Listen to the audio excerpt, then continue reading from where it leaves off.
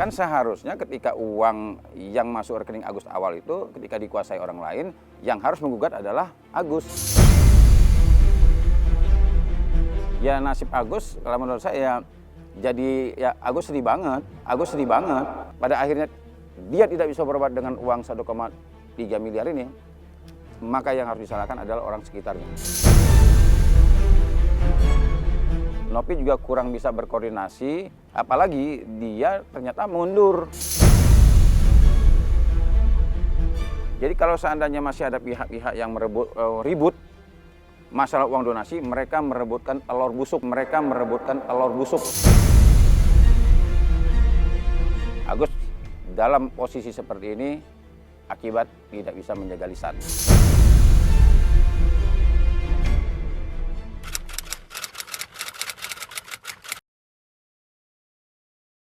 Ya, yang pertama memang saya salah satu orang yang mendorong agar uang itu segera.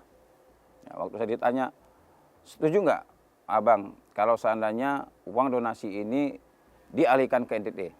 Saya malah bilang, ikan sepat, ikan gabus. Lebih cepat, lebih bagus. Itu saya ungkapkan seperti itu sebenarnya bukan secara hukum. Tapi maksudnya secara moral, secara sosial lah. Udah buru-buru aja, kenapa? Ini sudah kelamaan. Sudah kelamaan dan netizen sudah bosan. Sudah bosan, saya sendiri sebagai PH-nya Nopi dulu, saya juga sudah mulai bosan mengomentarinya. Karena sudah terlalu lama, sudah banyak pemainnya, terus tujuannya nggak tahu ke arahnya kemana. Nah saya pikir pada saat itu, Agus bukan satu-satunya orang yang perlu dikasihani atau dibantu. Masih banyak Agus-Agus yang lain, kecuali di Jakarta ini atau di Indonesia ini Agus hanya satu-satunya orang yang perlu dibantu. Nah, kan masih banyak saudara-saudara kita yang butuh bantuan. Ya akhirnya saya setuju, silakan aja biar cepat gitu. Walaupun ibaratnya kalau dipandang secara hukum tidak baik juga, tidak benar lah peruntukannya. Tapi secara moral silakan jalankan aja.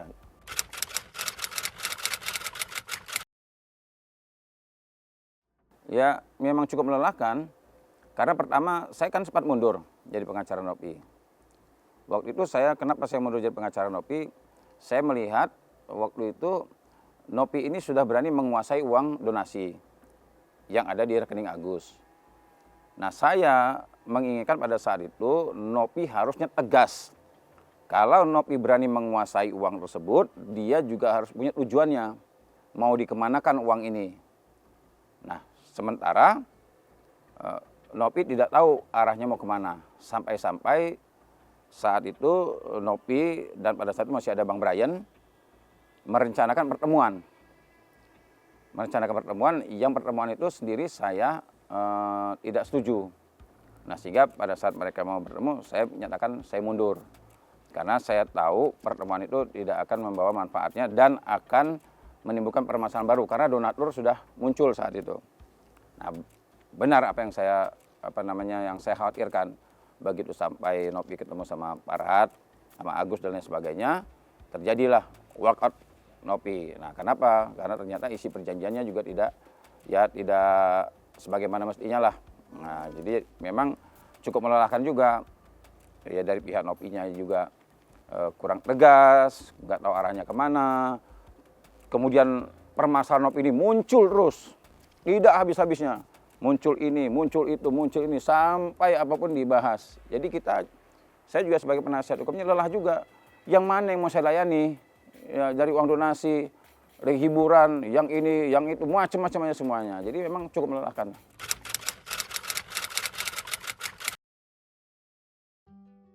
Ya nasib Agus, kalau menurut saya, jadi ya Agus sedih banget.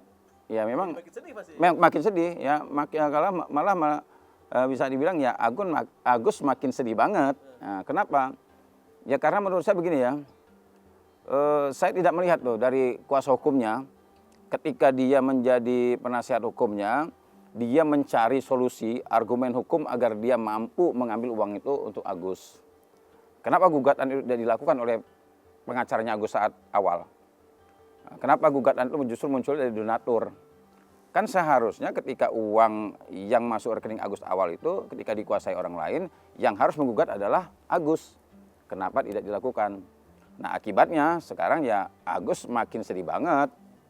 Ya sudah, menurut saya juga Agus juga ya mohon maaf aja.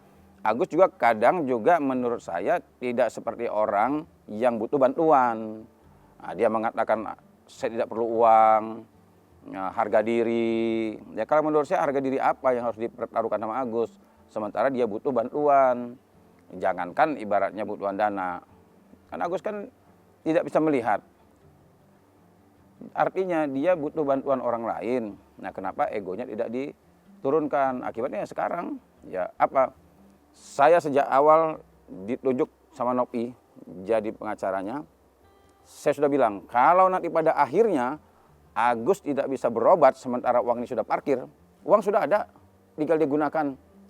Pada akhirnya dia tidak bisa berobat dengan uang 1,3 miliar ini, maka yang harus disalahkan adalah orang sekitarnya. Termasuk juga Agus. Nah sekarang terjadilah. Agus nggak bisa berobat, uangnya ke NTT. Ya sudah, selamat menikmati ya Gus. Ya kalau saya melihatnya, saya pilih resiko yang dia diterima. Karena ucapan dan tindakan dia itulah sekarang dia terima hasilnya. Coba kalau seandainya kemarin dia sedikit menurunkan egonya, tidak mengeluarkan kalimat-kalimat yang bisa justru menjauhkan dia dari tujuan dia untuk penyembuhan. Harusnya dia, ya andai kata Agus ya tidak bisa melihat, harusnya idealnya orang-orang sekitarnya juga harus memberikan masukan-masukan yang baik. Nah kalau sekarang saya ditanya, bagaimana? Ya kamu terima, ini akibat dari Agus sendiri. Sudah berulang-ulang kali, saya mengatakan juga, Nopi berulang-ulang kali mengatakan loh, Nopi mengatakan tetap dia akan melakukan pengobatan. Dan tidak pernah dicabut oleh Nopi, dia tetap akan melakukan pengobatan. Tapi dalam perjalanan kan Agus selalu melahirkan laporan. Laporan polisi. Dan juga Agus selalu menunjuk, menyetujui penasihat-penasihat hukumnya yang menurut saya mereka tidak mencari solusi. Akibatnya seperti sekarang. Ya udah, Agus selamat menikmati.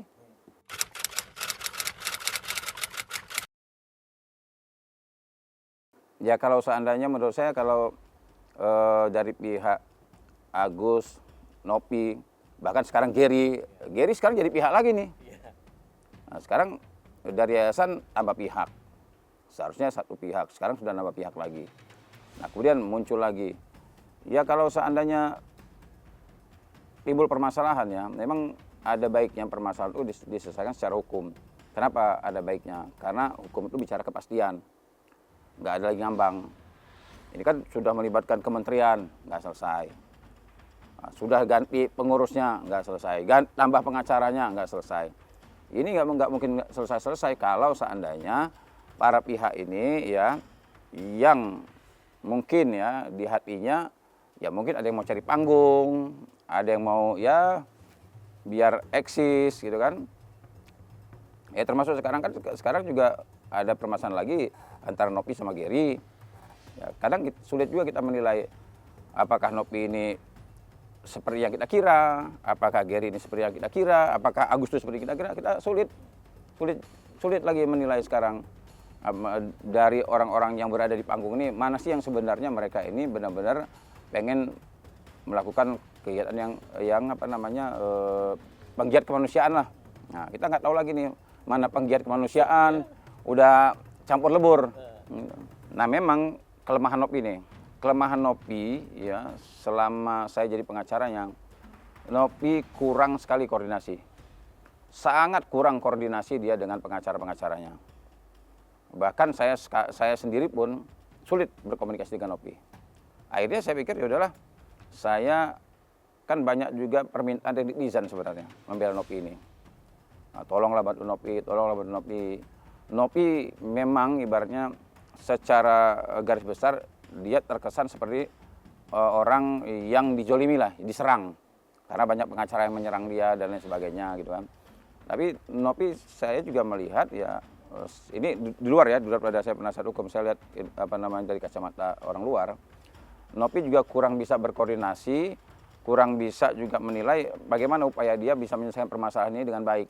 Apalagi dia ternyata mundur. Ya kan mundur. Nah kalau menurut saya kan permasalahan itu bukan untuk dihindari, tapi untuk diselesaikan. Sekarang muncul lagi Gary sebagai PLT katanya. Nah, sekarang munculnya Gary sebagai PLT, Nopi juga timbul permasalahan lagi. Nah, kan artinya kalau Nopi ibaratnya pengen menyelesaikan, kenapa harus mundur? Aduh, lanjutkan aja. Saya setuju kalau Nopi pada satu konsultasi sama saya, dia ingin mundur, saya katakan tidak setuju. Biarkan aja, selesaikan, lawan. Ya, kalau seandainya ada hiruk pikuk mengatakan ini, diserang sama RD Lau, diserang sama Farhad, diserang sama Alvin, diserang macam-macam lah persoalan Nopi ini. Ya kalau menurut saya hadapi aja. Kenapa mesti mundur gitu? Sekarang kan timbul permasalahan baru lagi.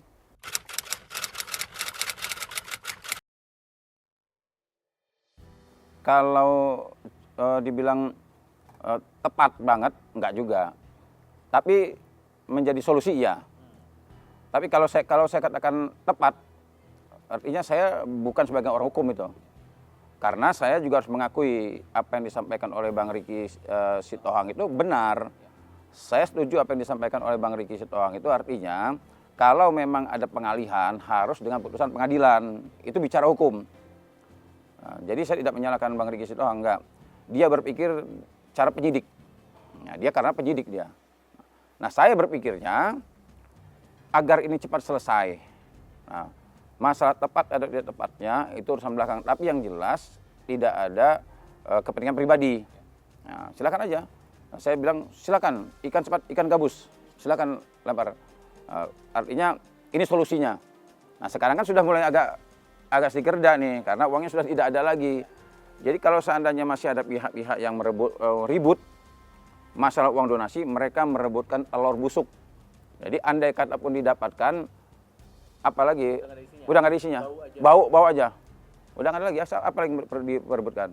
Malah gugatan yang menurut saya cabut. Ya kalau menurut saya yang pertama gini, saya dengarkan gugatan masih berjalan tuh. Yang pertama, ya Pablo cabut aja gugatan. Biar tidak ada lagi debat-debat hukum lagi. Yang kedua, kan pengacara Nopi juga sudah pada mundur semua. Udah selesai. Nopi bukan lagi ketua yayasan. Bang Riki sudah bukan pengacaranya lagi. Saya juga sudah selesai dampingi dia. Nah, menurut saya udahlah. Orang-orang yang pintar-pintar ini udah cukup lah. Selesai kan? Tidak perlu lagi bahas masalah ini, itu, dan sebagainya. Agus juga harus nerima, udah selesai, cukup aja lah. Dan netizen juga sudah tidak perlu berkomentar lagi, udah cukup, selesai.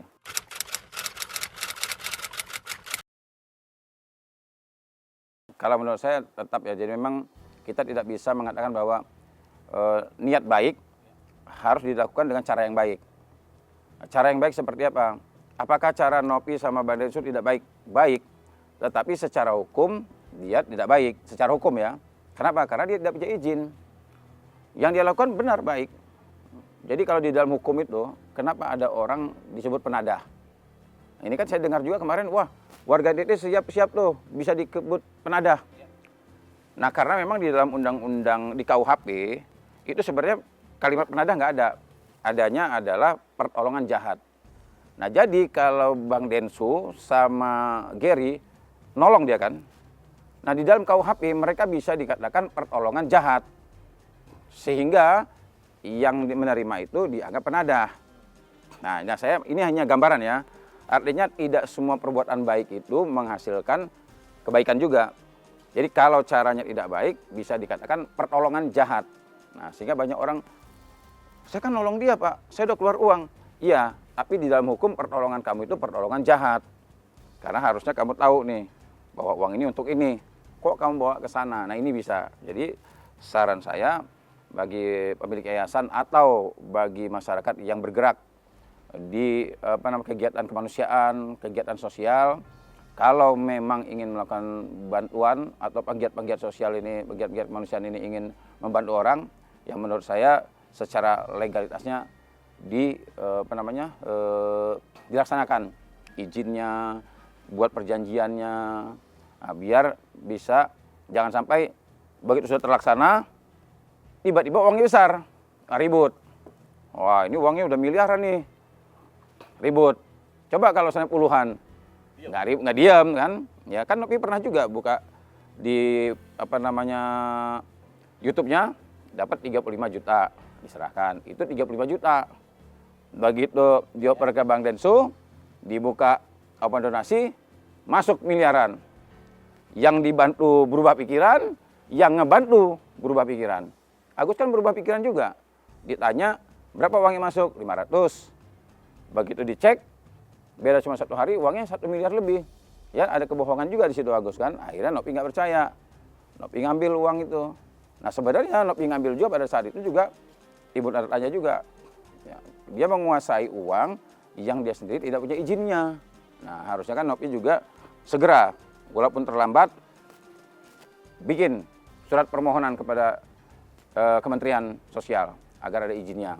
Biar semua tindak tanduk itu artinya ada dasar hukumnya. Kemarin juga Densus sama Gary berapa hari berangkat langsung. Nah saya berharap pada saat itu kalau seandainya saya masih jadi penasihat hukum mereka, saya akan mengatakan bahwa sebelum berangkat kasih pemberitahuan dulu ke kementerian atau izin dulu ke kementerian biar tidak timbul permasalahan. Walaupun setelah selesainya mereka laporan ke kementerian. Cuma kan tidak sempat memberikan nasihat itu kementerian. Kalau seandainya mereka, oh tunggu dulu bagaimana. Akhirnya keburu Bang Riki Sitohang juga tersinggung karena nasihat dia nggak didengarkan. Akhirnya ribut lagi. Gitu. Kalau saya sebagai orang biasa ya, saya sampaikan ke Agus, ya menurut saya Agus harus berubah. Ya. Agus dalam kondisi seperti ini bukan hanya terkait uang donasi, artinya indera dia kehilangan indera, tentu ada akibat dari perbuatannya. Jaga lisan, ya, terutama jaga lisan. Ya. Agus dalam posisi seperti ini akibat tidak bisa menjaga lisan. Jadi saya menyarankan kepada Agus, ke depannya jaga lisan.